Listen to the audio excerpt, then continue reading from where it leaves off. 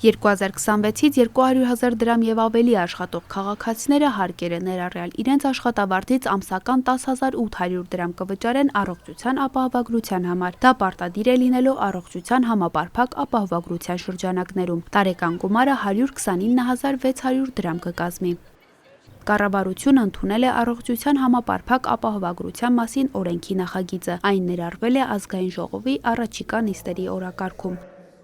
Համակարգի մասնակից կդառնան այն աշխատող քաղաքացիները, որոնք ամսական ստանում են հարկերով 200,000-ից բարձր աշխատավարձ, մաքուրը մոտ 147,000 դրամ։ Ապահովագրությունից անվճար կօգտվեն մինչև 18 եւ 65-ից բարձր տարիքի ու հաշմանդամություն ունեցող անձիկ։ Բնակչության մյուս խմբերը համակարգին կմիանան հաջորդ 2 տարիներին։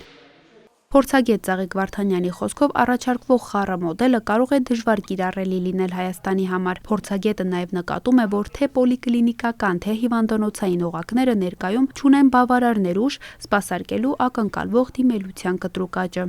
Իրականում պոլիկլինիկաներում լինելու է մի կատաստրոֆիկ, այսպես հերթերի քաոսային վերածվելու քաոսի։ Այս պատրաստ չեն, միանշանակ պատրաստ չեն, ոչ պատրաստ են հագեցվածությունը, ոչ թվայնացման մակարդակը, ոչ էլ կադրային ռեսուրսը։ Ապահովագրության շրջանակներում քաղաքացին գանգատների դեպքում պետք է դիմի նախ եւ առաջ պոլիկլինիկա։ Ապահովագրական ծառայությունները կարող են մատուցել այն բուժհաստատությունները, որոնք կստանան լիցենզիա նախարարության կողմից։ Փորձագետ Անուշ Պողոսյանի խոսքով բժշկական կենտրոններին ներկայացվող նոր պահանջները ստեղծում են ընտրողականություն։ Այդտեղ քաղաքացու իրավունքն են էլի խախտում։ Օրինակ, քաղաքացին, որը ուզում է իր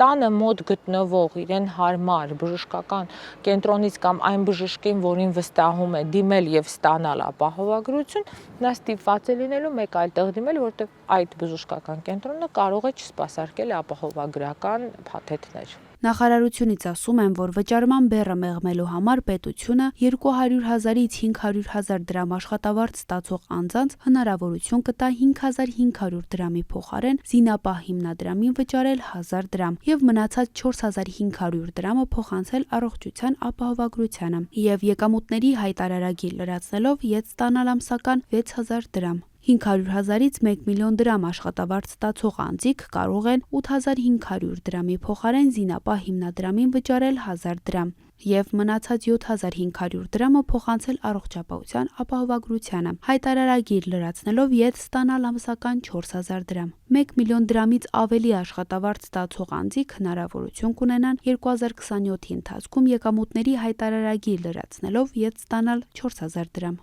Այսօր էլ առանց առողջության ապահովագրության ներդրման քաղաքացիները հնարավորություն ունեն հայտարարագիր լրացնելով եկամտային հարկի որոշ մասը վերադարձնել։ Իսկ եթե քաղաքացին արդեն օգտվում է հիպոթեքային վարկի շրջանակներում եկամտային հարկի վերադարձի ծրագրից եւ ամբողջությամբ հետ է ստանում իր եկամտային հարկը, ապա նշանակում է, որ ապահովագրությամբ վերադարձի ենթակա եկամտային հարկ այլևս չի ունենա։ Այս բոլոր ծախսերը ներքևից վերև մենք հաշվարկել ենք, թե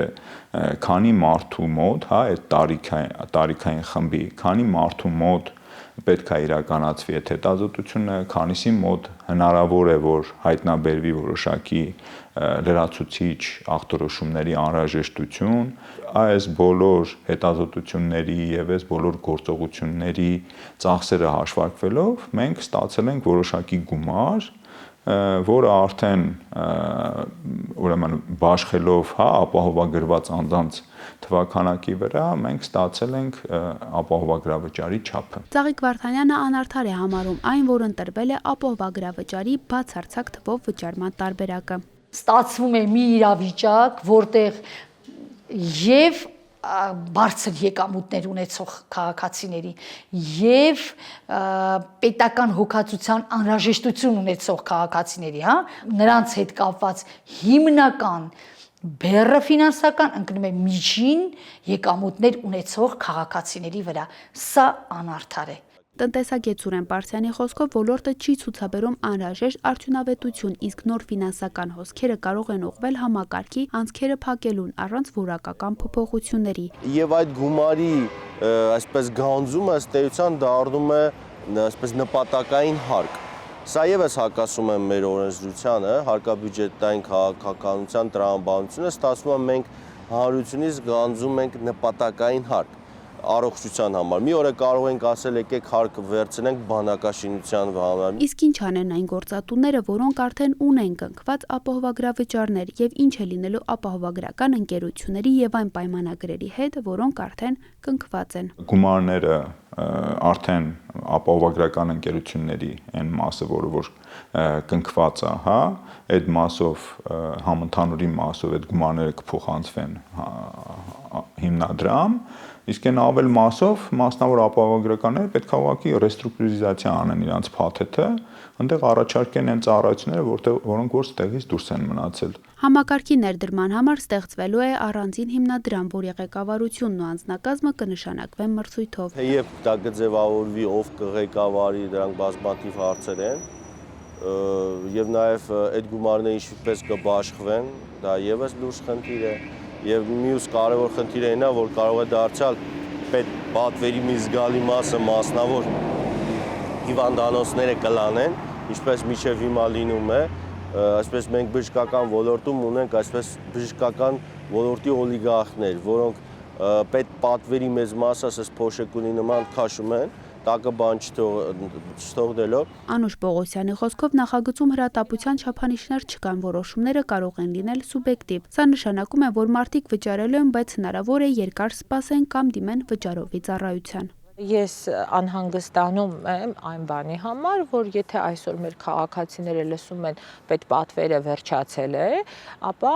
հետագայում լսելու են, որ ապահովագրական գումարները վերջացել են կամ ձեր ծառայության փաթեթը վերջացել է։ Ըստ նախարարության, առողջության ապահովագրության վճարների դիմաց քաղաքացիներին կմատուցվեն կանխարգելիչ, հիվանդությունների վաղ հայտնաբերմանն ուղղված սքրինինգային ծառայություններ, հիվանդանոցային ծրագրեր, դեղորայքային ապահովում, շտապօգնության ծառայություններ եւ այլն։